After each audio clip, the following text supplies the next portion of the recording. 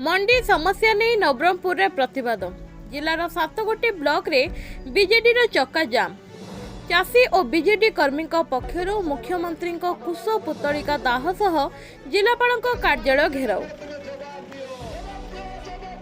नवरंगपुर जिले में धान मंडीर अव्यवस्था को नहीं नवरंगपुर जिला बिजु जनता दल पक्षर 8 दफा दाबी नहीं आज जिलार 7टी ब्लॉक रे चक्क अख को संपूर्ण बंद डाकरा देथिला बीजेडी।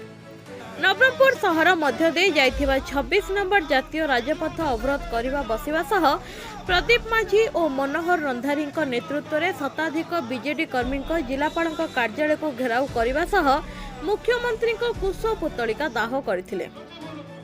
नवरंगपुर जिलार मंडी मानकरे मंथर गति रे चाषी धान क्रय करने चाषी टोकेन पाइबारे अहेतुक विलंब केवल अखावस्था चाषी को धान आने मिलर बाध्य करने एहिभଳି 8 गोटी दाबी को नहीं आज नवरंगपुर जिला बीजेडी पक्षर जिलार 7टी ब्लॉक रे चक्क अख बंद डाकरा देथिला।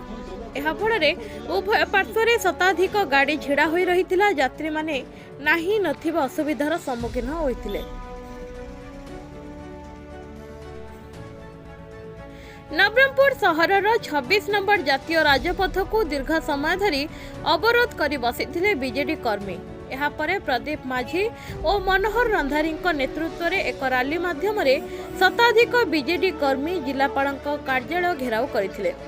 पूर्वतन सांसद प्रदीप माझी एवं डाबुगां विधायक मनोहर रंधारी निजे ट्रैक्टर चलाई रैली रे जिलापाल कार्यालय निकट में पहुंची एवं जिलापाल कार्यालय सम्मुखें मुख्यमंत्री कुश पुतलिका दाह करथिले।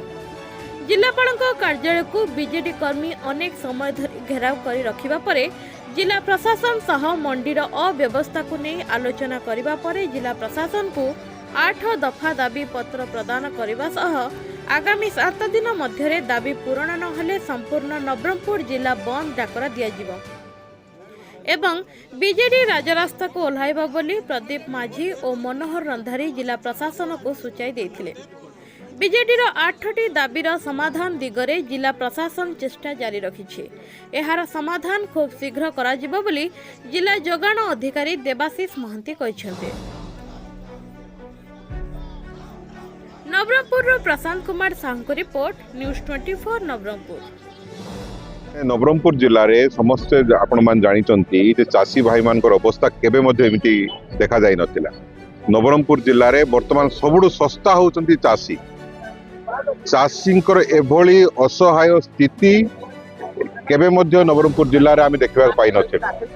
वर्तमान सुधा प्राय मासे हेई जीवनी समस्त धान मंडी रे पड़ी के रही मात्र 4 लाख उठी आउरी 25 लाख क्विंटल पाखापाखि 25 लाख क्विंटल उठार बाकी अच्छी कि सरकार धान उठे पारने। मिल मालिक माने आंको धमक दौरान चैलेंज कर ये हूँ स्थिति जिला प्रशासन और राज्य सरकार एणुक आम अल्टीमेटम दे चेतावनी देचु जदि 7 दिन भितर समस्त मंडीर धान उठब ना ताले जिला बंदर डाकरा दि जाए पछेबू ना।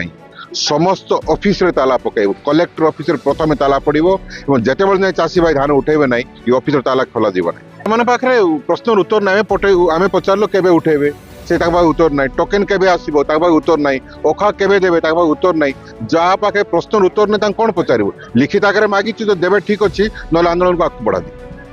आमर बिजु जनता दल नवरंगपुर तरफ 7टी ब्लॉक जो बंद डाकरा दिया संपूर्ण भाव में सफल होती सहित जिलापाल ऑफिस जो घेराव करूँ आमर निर्दिष्ट केते पॉइंट को नहीं समस्त धान जो उठापी आमर प्रत्येक मंडी जो अच्छी 7 दिन भर उठापी जो कहूँ से लिखित भाव में आमको देते सहित आमर प्रत्येक मंडीर धान जो उठूँ कौन प्रकार कटनी छटनी हम ना मंडीर धान 2000 ରୁ 4000 को से प्रत्येक दिन देवाई व्यवस्था करेंगे एवं सहित कौन धान जो मंडी आसवा आम टोकेन सब लैप्सेस हम ना सब अवधि भितर किणवाई से निष्पत्ति नहीं बोलिक लिखित भाव देते रजिस्ट्रेशन करथिबा समस्त भाग चाषी और चाषी मानकर समस्त टोकेन किभली भाव में आसो से सरकार को लेखिक आमको गोटे कॉपी देवाई प्रतिश्रुति देते प्रत्येक मंडी रे शौचालय पीवा पानी एवं टॉयलेट एवं आपनकर रेस्ट रूम एवं